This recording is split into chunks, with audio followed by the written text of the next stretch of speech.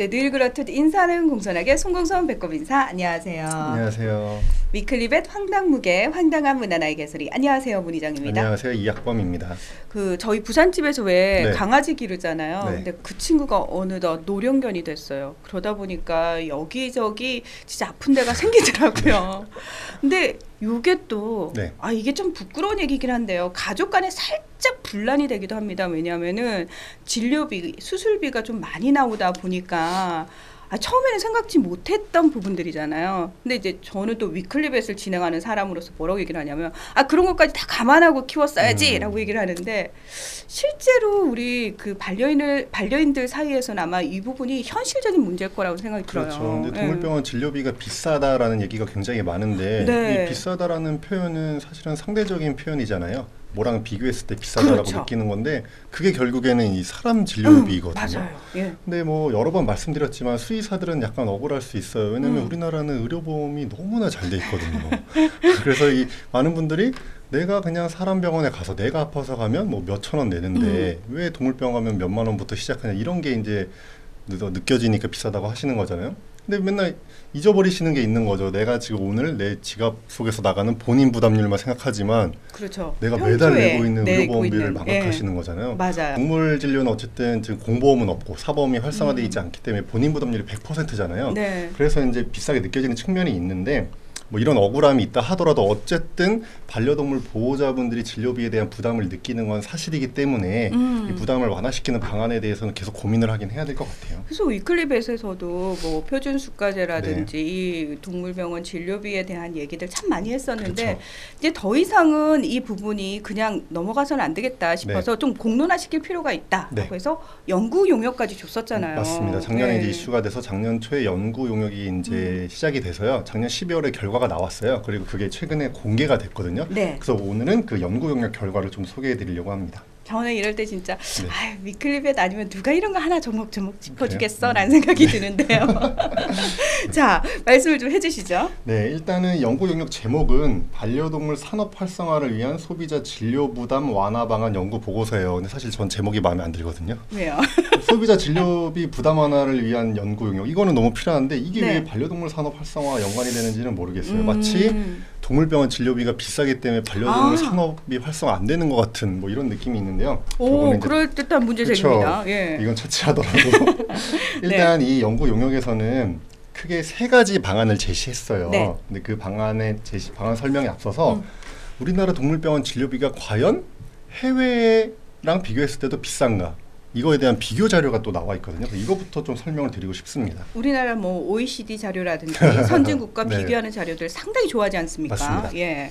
그래서 이제 어느 나라와 비교를 했냐면, 해외에도 우리나라처럼 수가제도 없고 공시도 없고 이렇게 해서 자료가 없는 나라들이 대부분 많아요. 근데 자료가 있는 나라들이 있거든요. 그래서 그런 나라와 비교를 했습니다. 에이, 그런 나라들은 제가 짐작컨대 선진국이죠. 굉장히 선진국이죠. 그러니까 반려동물과 관련해서도 굉장히 의식도 앞서 있는 맞습니다. 나라들이잖아요. 네. 예. 그래서 미국이랑 독일이랑 비교를 했는데, 미국 같은 경우에는 수가제는 없어요. 그런데 미국 동물병원협회 아하에서 2년에 한 번씩 10,000개 동물병원을 대상으로 진료비를 설문조사해서 이거를 공개를 하거든요.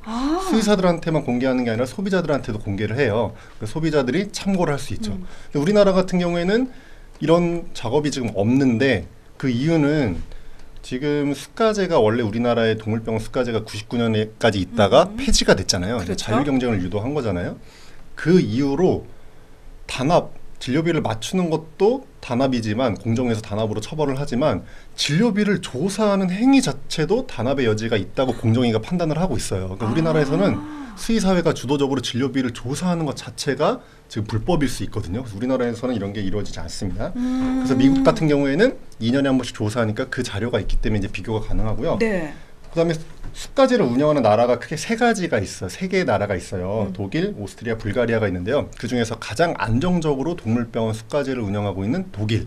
여기 수가제가 있으니까 금액이 다 나와 있잖아요. 네. 독일과 미국을 가지고 동물병원 진료비를 비교했습니다. 오, 두구두구. 왜냐하면 네. 이게 이제 많은 분들이 흔히 말해서 수가제로 딱 가게 되면은 지금보다는 좀 저렴해지지 않을까라는 네. 막연한 맞아요. 편견 같은 게 있거든요. 맞아요. 예. 이게 편견인지 아니면 실제 상황인지 좀 확인을 해볼 필요가 있을 것 맞습니다. 같습니다. 이게 이제 진료비를 지금 문제가 되는 게 또 뭐냐면 사람 같은 경우에는 보험화되어 있는 진료 항목이 있고 비보험이 있잖아요. 우리가 네. 급여, 비급여라고 표현하는데 맞아요. 급여 같은 경우에는 코드가 다 있어요. 예를 들어서 무슨 질병이면 무슨 코드. 그러면 병원이든 약국이든 이 코드를 심평원에 입력하면 건강보험공단에서 심사해서 이제 보험금을 지급해 주는 거잖아요. 근데 동물병원은 보험 제도가 없기 때문에 진료 코드라는 게 없어요. 예를 들어서 같은 동물 환자가 A 병원에 가고 B 병원에 가서 진료를 받으면 수의사가 그냥 알아서 기록을 하는 거예요. 얘는 뭔 것 같다. 얘는 뭔 것 같다. 이걸 어떤 번호로 입력하는 게 없는 거죠. 그래서 해외 동물 진료비와 우리나라 동물 진료비를 비교하는 것 자체가 항목이 체계화되어 있지 않기 때문에 그 불가능한 면이 있어요. 충분히. 그래서 어쩔 수 없이 간단한 22개 항목에 대해서만 이제 비교를 했거든요. 이것도 뭐 검사가 주로 검사, 뭐 엑스레이 촬영, 혈액 검사 이런 것만. 네. 그 비교 결과 몇 가지 항목에서는 우리나라가 비싸게 나왔고 몇 가지 항목에서는 우리나라가 싸게 나왔는데 대부분은 우리나라가 오히려 싸게 나왔다. 그래서 결과를 이 보고서에 있는 거 그대로 읽어드리면 네. 단순히 가격을 비교하면 안 돼요. 왜냐하면 생활 수준이 다르잖아요. 그렇죠. 그래서 원래는 시장 환율을 적용을 해야 되는데 그게 적용하는 방법이 여기서는 국가의 1인당 국민 소득을 기준으로 이걸 비교를 했어요. 그러니까 수치를 보정했다는 얘기죠. 네네. 그랬더니 한국이 미국, 독일보다 더 저렴한 진료 항목이 비싼 진료 항목보다 훨씬 많은 비율을 차지하고 비싼 것으로 나타났던 항목은 약간 높은 수준인 반면 저렴한 항목은 0.5 이하로 매우 낮은 수준임을, 즉 절반 이하로 쌌다는 얘기죠. 그래서 한국의 동물병원 진료비는 미국, 독일에 비해 높지 않으면 오히려 낮은 편으로 볼 수 있다라고 결론을 내렸습니다. 네. 네, 사실 미국과 독일 같은 경우에는 네. 반려동물을 키울 때도 굉장히 신중한 편이고 맞습니다. 사회적인 인식 자체가요. 책임의식을 굉장히 많이 부여를 하잖아요. 맞아요. 우리하고는 좀 분위기가 많이 좀 그럼요. 다르죠. 독일은 동물 예. 키울 때 세금도 내야 됩니다. 맞습니다. 네. 이게 예. 입증된 것 중에 하나가 수가제가 도입되면 무조건 진료비가 싸질 거라고 착각을 하시는 분들이 있는 거예요. 근데 자율 경쟁에서는 각 동물병원의 진료비를 낮게도 측정하고 높게도 측정하기 때문에 보호자의 선택권이 넓어져서 원하면 싸게 진료를 받을 수 있지만 수가제가 도입되면 통일되기 때문에 오히려 저렴하게 진료받는 분들은 기회를 박탈당할 수도 있다는 걸 꼭 기억을 해야 됩니다. 이 병원 저 병원 가봤자 다 똑같다라고 그러면은 울며 겨자 먹기로 아무리 비싸도 해야 되는 수밖에 그렇죠. 없는 거죠. 맞습니다. 예, 그런 상황인데. 네. 자, 그렇다면은 우리가 미국과 독일에 비해서 싸니까 우리 그냥 이대로 살아요. 이건 아니잖아요. 그렇죠. 네. 이 연구 용역의 목적이 말 그대로 반려인들의 부담을 조금 완화시켜주기 위한 거잖아요. 네. 예. 그래서 이 연구 용역에서는 크게 세 가지 방법을 제안을 했습니다. 네. 첫 번째가 진료비 사전 고지제, 두 번째가 진료비 공시제, 그리고 세 번째가 진료비 수가제이거든요. 세 네. 가지를 좀 천천히 다 말씀을 드릴게요. 네네. 진료비 사전 고지제는 이 수의사가 진료 서비스를 시행하기 전에 미리 이 서비스를 받으면 얼마가 들 거라고 보호자에게 알려주는 거예요. 그거는 지금도 네. 하고 있지 않나요? 그렇죠. 네. 근데 이 방법은 사실상 우리가 이미 하고 있습니다. 대부분 동물병원에서 진료를 받을 때 보호자가 얼마 들어요 물어보고 그렇죠. 수의사가 얼마 듭니다라고 얘기를 하고 거기에 오케이 하면 진료가 시작되잖아요. 네. 그러니까 이 제도는 사실상 우리나라에서 이미 시행되고 있다고 보면 될 것 같아요. 그런데 소비자 진료비 부담 완화를 계속 느끼고 있기 때문에 실효성이 없다는 얘기죠. 두 번째는 진료비 공시제인데요. 공시제. 네, 공시제라는 거 말 그대로 진료비를 먼저 이렇게 알려주는 거예요. 어떤 네. 개별 서비스 항목에 대해서 개별 보호자한테 알려주는 게 아니라 그냥 우리 병원은 진료비가 이만큼이다. 혹은 우리나라의 동물병원들은 이 정도 진료비 수준을 갖고 있다라고 미리 알려주는 게 공시제거든요. 그래서 공시제도 세 가지 지금 공시제가 있습니다. 첫 번째는 개별 병원 진료비 공시제, 두 번째는 평균 진료비용 공시제, 세 번째는 적정 가격 공시제인데요. 말이 조금 어렵죠. 네. 개별 병원 진료비 공시제는 각 병원이 스스로 자율적으로 우리 병원에서 이런 항목들은 이 정도 가격을 받고 있습니다라고 공지를 하는 거예요. 공지하는 방법은 뭐 책자도 될 수 있고 인쇄물로 될 수 있고 메뉴판, 벽보 또는 검색 전용 인터넷 컴퓨터 이런 걸 배치해가지고 소비자들이 검색해보고 얼마인지 알고 올 수 있게 하는 거거든요. 지금 사실 네. 사람 병원에서 하는 비슷한 게 있잖아요. 네, 사람 병원은 급여와 비급여로 나눠지는데요. 이제 급여 같은 경우에는 이미 정부에서 수가를 정해놨어요. 그렇죠? 네. 이건 보험공단에 이제 수가가 다 나와 있기 때문에 확인할 수 있고요.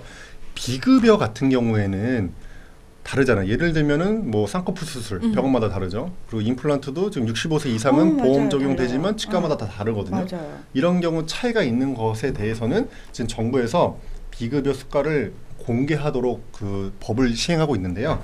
초기에 초기에 이렇게 시행을 했습니다. 즉 각 병원이 자율적으로 진료비를 공개하게끔 이 2010년에 비급여 진료 수가 고지 체계가 시행이 됐거든요. 네. 그런데 이게 사실상 실패를 했습니다. 왜냐하면 이걸 시행했는데도 불구하고 진료비 부담이 줄어들지 않는 거예요. 사람 쪽에서.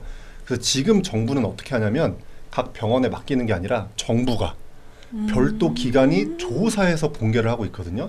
그게 바로 평균 진료 비용 공시제입니다. 아, 네. 그러니까 사실 병원의 양심이라든지 선의에 맡기는 것이 아니라 네. 제대로 외부 기관에서 그렇죠. 예, 공정하게 공개를 하겠다. 그렇죠. 그러니까 별도 기관이 필요합니다. 근데 우리 사람 같은 경우에는 건강보험공단도 있고 심평원도 있죠. 그러니까 이런 걸 네. 할 수 있는 기관이 있는 거죠. 그래서 이거는 이제 별도 기관이 진료비를 쫙 조사를 해서 평균적으로 이 정도 되더라라고 이제 공개적으로 알리는 거죠. 그러니까 미국 동물병원협회에서 2년에 한 번씩 진료비를 조사해서 공개하는 게 이 평균 진료비용 공시제랑 좀 비슷하다고도 볼 수 있고요.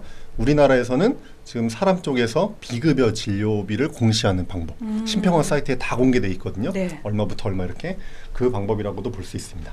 그리고 세 번째는 적정 가격 공시제인데요. 이거는 별도 기관이 또 나서서 하는 건데요. 진료비를 조사해서 발표하는 것뿐만 아니라 여러 가지 상황을 고려해서 진료비 이 진료 항목은 이 정도 진료비가 적정하다라고 아예 가격까지 정해서 공시하는 방법이에요. 그런데 이 평균 진료 비용 공시제하고 적정 가격 공시제는 의무가 아닙니다. 이걸 조사해서 발표는 하지만 이 각 병원이 개별적으로 이걸 참고해서 진료비는 정할 수가 있어요. 그래서 의무사항은 아니라는 거 참고하시면 됩니다. 근데 굉장히 설명만 들으면 간단해 보이는데요. 이렇게 발표하기까지도 굉장히 중간중간에 협의라든지 공청회라든지 이런 네. 것들이 많이 필요하겠구나라는 굉장히 많이 생각이. 진행됐고 예. 해외 사례도 많이 참고했습니다. 왜냐하면은 이 적정 가격 공시제 같은 경우에도 지금 캐나다 일부주랑 중국 등에서는 또 시행을 하고 있거든요. 네, 그리고 마지막으로 네. 가장 이제 논란이 되는 이 수가제. 수가제. 네, 수가제에 대해서도 이제 이 연구 용역에서 잘 조사를 했는데요. 네. 우선 독일에 직접 갔다 오셨어요. 독일 수가제가 이제 잘 운영이 되고 있으니까. 수가제는 뭐 간단하죠. 각 항목별로 금액을 그냥 정해버리는 거예요. 그래서 그거를 받게끔 만드는 건데 중요한 것은 이거 밑으로도 받아도 불법이라는 겁니다. 독일 같은 경우에는 정부하고 수의사 단체 간에서 이 수가를 주기적으로 비주기적으로 협상을 해서 결정을 해요. 아. 근데 오스트리아랑 지금 불가리아에서도 이걸 시행하고 있는데 오스트리아 같은 경우에는 수의사 단체에서 수가를 정해서 정부에 제출을 해요. 그럼 정부가 이 정도는 괜찮네. 이렇게 그거 받아주면 그 수가가 시행되는 거거든요. 그래서 수가제를 시행한다고 해서 수가를 정하는 방법이 정해져 있는 건 아닙니다. 그건 나라마다 다르게 적용할 수 있어요. 그런데 이 수가제가 재밌는 게 뭐냐면 독일 같은 경우에는 수가제가 시행이 됐지만 수가제에서 이 수가에서 3배까지도 받을 수 있게 허용하고 있거든요. 즉 수가제가 딱 금액이 아니라 범위로 적용을 해놓은 거예요. 하한가에서 상한가까지. 그래서 이게 잘 운영될 수 있는 이유는 독일은 1940년부터 이게 시행이 돼서 이미 오랜 기간 사회적 합의가 이루어진 것도 있지만요. 3배까지 받을 수 있기 때문에 어느 정도 자율성도 보장을 한 거거든요. 강제적인 수가제가 아닙니다. 그래서 이제 잘 운영되고 있는 이유가 있고요. 사실은 이 세 개 나라 말고도 네덜란드, 벨기에 등 나라에서도 동물병원 진료비 수가제가 시행이 됐었는데 EU에서 자율 경쟁을 막는다라고 해서 폐지시키라 그래서 폐지가 됐어요. 그리고 독일, 오스트리아도 지금 폐지 압박을 받고 있습니다. 그래서 수가제가 답이 아니라는 게 이렇게 증명이 되고 있어요. 다른 나라도 지금 수가제가 시행이 나름 잘 되고 있다는 나라도 폐지 압박을 받고 있는 상황입니다. 근데 지금 예로 드신 네. 그 나라들이요. 사실 민의가 정치에 상당히 잘 맞습니다. 민주적으로 반영이 되는 국가들이거든요. 그렇기 때문에 정부가 국민을 대표를 해서 말 그대로 수의사 단체와 협상이 가능한데 네. 과연 이걸 그대로 우리나라로 가져왔을 맞아요. 때 우리나라 현실에서 가능할 것이냐. 거기는 사실 의문부호가 네, 찍히거든요. 지금 굉장히 정확한 네. 부분을 지적을 하셨는데요. 지금 우리나라 사람 쪽 보험도 1년에 한 번씩 수가 협상하는데 정말 난리가 나거든요. 의사협회 예. 맨날 데모하고 난리가 아니잖아요. 근데 독일 같은 경우에도 이 동물병원 수가를 이제 계속 정해야 되는데 수가 협상이 쉽지가 않아요. 지금까지 4번밖에 수가 인상을 못했습니다. 수의사 단체가 1977년, 88년, 99년, 그다음 18년 지나서 작년 7월, 2017년 7월. 그러니까 이게 독일 같은 경우에는 이렇게 수가 협상이 잘 이루어지지 않기 때문에 물가 상승률도 전혀 반영을 못하고 있어요. 그래서 일방적으로 수의사들이 양보하고 희생하면서 이 수가제를 이끌어가고 있거든요. 근데 과연 독일처럼 독일은 다른 사회 정책들도 되게 사회적인 합의가 잘 돼 있잖아요. 연대가. 그런 상황에서 수의사들이 희생을 하면서 이끌어가고 있는 이 수가제를 반려동물 문화도 아직 성숙하지 않고 수의사들의 인식도 높지 않은 우리나라에서 그대로 갖고 와서 적용한다? 저는 이거 시행되기도 쉽지 않다고 보거든요. 그래서 해외에서 동물병원 진료비 표준수가제가 시행됐다고 해서 우리나라에도 시행하자, 이건 사실은 말이 안 되는 얘기입니다. 네, 이게 각 나라마다 현실 상황이 좀 다르기 때문에 그 부분은 이제 문제가 있는데, 자 그렇다면은 결론은 뭐 어떻게 하자는 겁니까? 네, 되게 제가 오늘 말이 너무 많은데요. 이게 내용이 많기 때문에 어쩔 수가 없고, 이 연구 용역에서 결론을 내렸어요. 네. 뭘 기준으로 결론을 내렸냐면 여러 가지, 지금 5가지, 크게 보면 3가지, 지금 5가지 방안을 제안을 했잖아요. 이게 과연 법적으로 문제는 없는가, 특히 헌법에서 보장하고 있는 기본권을 침해하지 않았는가를 많이 봤는데요. 네. 특히 이게 헌법상 기본권 중에 직업 수행의 자유라는 게 있어요. 각 직업인들이 자기 직업을 자율적으로 수행할 수 있도록 보장해줘야 된다는 얘기인데, 지금 우리나라는 어쨌든 시장 경제고 자율 경쟁 체제잖아요. 동물 진료비라는 게. 그런 상황에서 수가제를 도입한다.